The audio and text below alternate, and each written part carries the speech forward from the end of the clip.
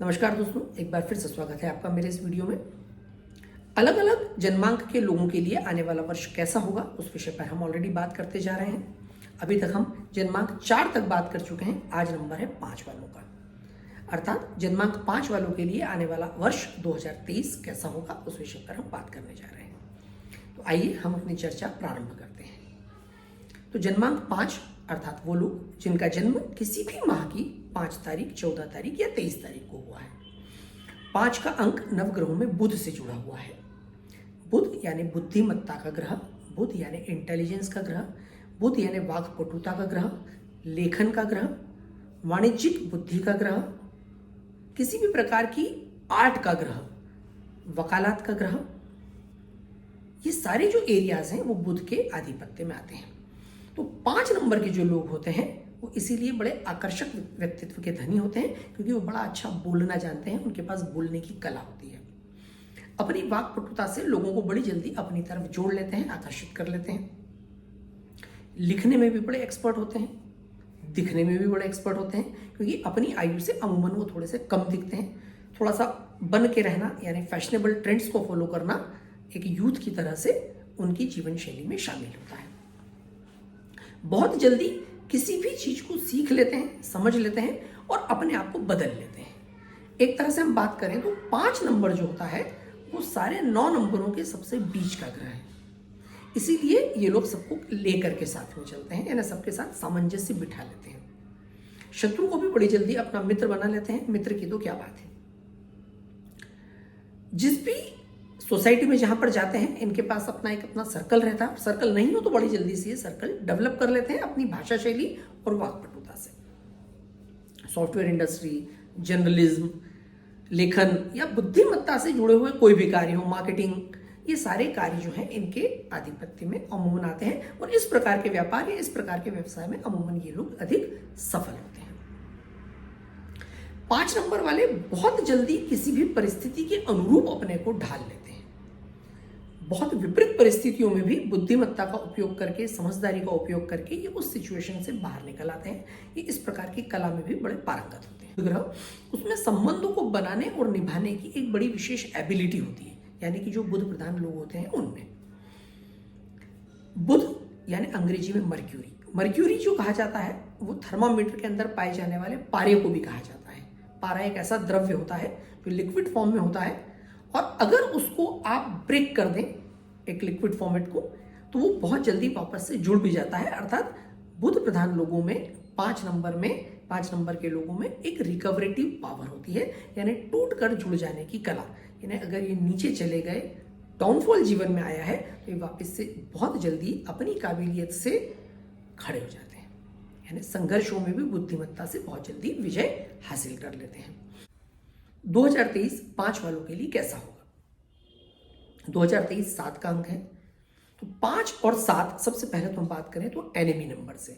बुध और केतु ये दोनों एक दूसरे के शत्रु अंक हैं। शत्रु अंक इसलिए हैं क्योंकि दोनों का स्वभाव एक दूसरे के बिल्कुल विपरीत है। 5 नंबर वाले जहां बहुत सामाजिक होते हैं, 7 नंबर वाले जो है अकेलेपन में रहने में विश्वास करते हैं।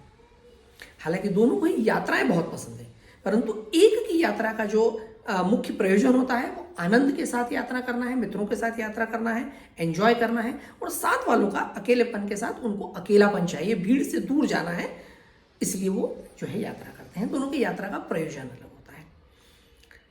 इनका काम बुद्धिमत्ता का है और वो बहुत गहराई से सोचते हैं। ये बड़ी जल्दी निर्णय लेते हैं, यानी कि 5 नंबर वाले। और 7 नंबर वाले बहुत सोच समझ के निर्णय लेते हैं, इसीलिए कई बार ऐसी परिस्थितियां भी निर्मित होती है कि ये जीवन में असफल होते हैं।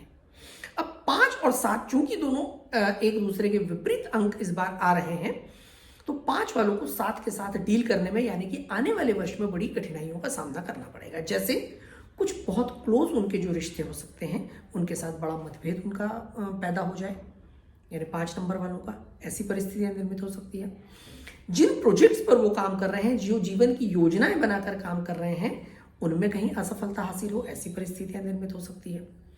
जो लोग पार्टनरशिप में व्यापार व्यवसाय कर रहे हो, उनके साथ किसी प्रकार की डिस्प्यूट्स हो या पार्ट वेज करना पड़े, वहां से व्यापार हमें अलग अलग करना पड़े, ऐसी परिस्थितियां निर्मित हो सकती हैं। यात्राओं के जो प्रयोजन है, जो बहुत आनंद के साथ यात्रा करना चाह रहे हैं या उस प्रयोजन के साथ यात्रा करना चाह रहे हैं कि हमें यहाँ पर बहुत आनंद की प्राप्ति होगी, वहाँ जाकर के कुछ ऐसे सिचुएशन निर्मित हो कि यात्रा का जो प्रयोजन है, जो पर्पस है, वो डिफर हो जाए और यात्रा का जो आनंद है, जो एंजॉयमेंट है, वो कहीं ना कहीं डिस्ट्रक्ट हो जाए। चिंतन की स्थितियां बन सकती है, चिंताएं हो सकती है, चिंताएं बढ़ने वाली परिस्थितियां निर्मित हो सकती है। जहां बहुत निर्णय ले लेते थे एक बार में, वहां कुछ ऐसी परिस्थितियां हो कि किसी चीज का निकालना है। कई बार ऐसी जीवन में परिस्थितियां आती है कि हम बहुत जल्दी निर्णय लेने वाले लोग जो हैं वो भी असमंजस में फंस जाते हैं कि हमें किस तरफ जाना है, किस दिशा में जाना है। 7 वाले वर्ष में कुछ ऐसी स्थितियां निर्मित हो सकती है। अब बुध का संबंध जहां वाणिज्य और व्यापार के साथ है और 7 का संबंध जो है, मैंने जैसा बताया कि अकेलेपन से है। हालांकि वो लोग जिनका व्यवसाय चिंतन करने का है, क्रिएटिविटी का है, रचनात्मक विषय से जुड़ा हुआ है, उनके लिए ये परिस्थितियां बहुत ही मजबूत होंगी। क्योंकि अमूमन 5 नंबर वाले लोगों के साथ एक बहुत बड़ी समस्या ये भी आती है कि वो सोसाइटी से इतने ज्यादा जुड़े हुए होते हैं कि रचनात्मकता के लिए कई बार समय नहीं निकाल पाते। और रचनात्मकता यानी क्रिएटिविटी के लिए, कुछ बड़ा करने के लिए, कुछ रिसर्च करने के लिए, कुछ शोध करने के लिए, कुछ आउट ऑफ द बॉक्स सोचने के लिए आपको कई बार अकेलेपन की बहुत आवश्यकता होती है। व्यापार व्यवसाय बढ़ाने के लिए भी इसी प्रकार की परिस्थिति निर्मित होती है। आप दुकान खोल करके बैठे हैं, फैक्ट्री में बैठे हैं, आपके साथ आपके यार दोस्त बैठे हुए, टीवी चल रहा है, पार्टी चल रही है साथ में, या फोन पर दोस्तों के साथ गप्पे चल रहे हैं, तो आप बिजनेस को बढ़ाने की बात कई बार नहीं सोच पाएंगे। एक विषय अलग है कि कई बार अपने सर्कल में ही आप बिजनेस करते हैं और व्यापार को करते रहते हैं, वहां आपको ये सोचने की जरूरत नहीं पड़ती कि बिजनेस बढ़ाया कैसे जाए।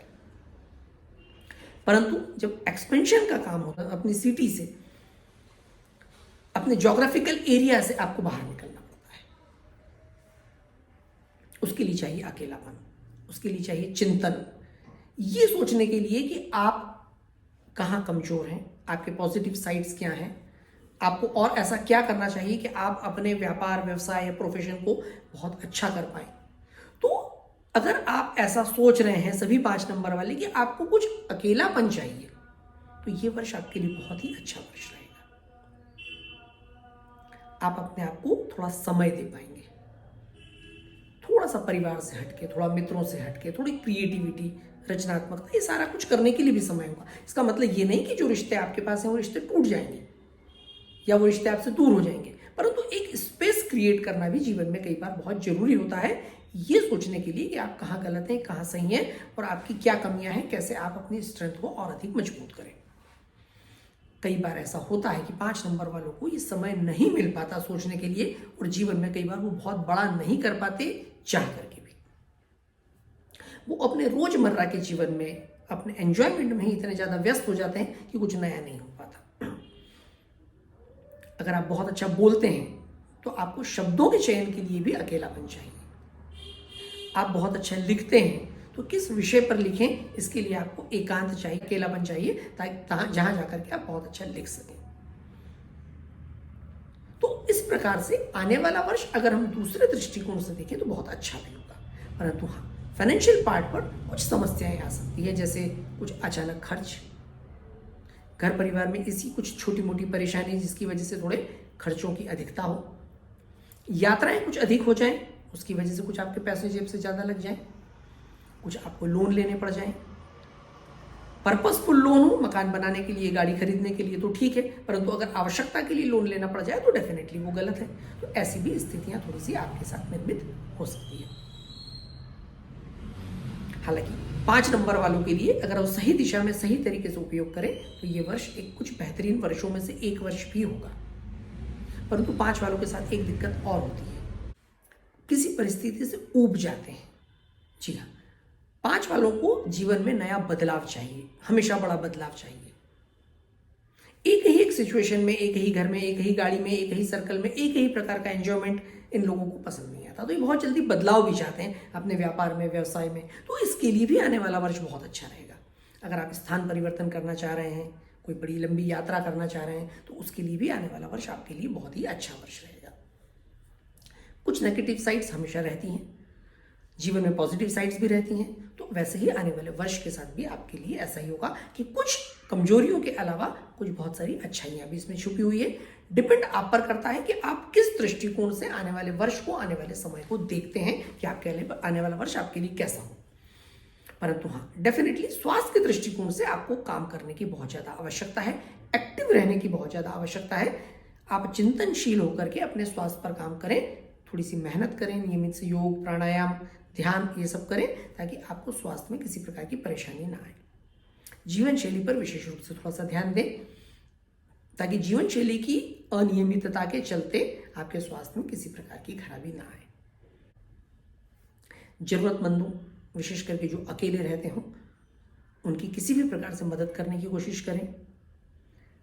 मंदिर, देव दर्शन, तीर्थ जाने की कोशिश करें। न जा पाएं तो घर में ही कुछ देर के लिए ध्यान, प्राणायाम या ईश्वर की आराधना नियमित रूप से अवश्य करें।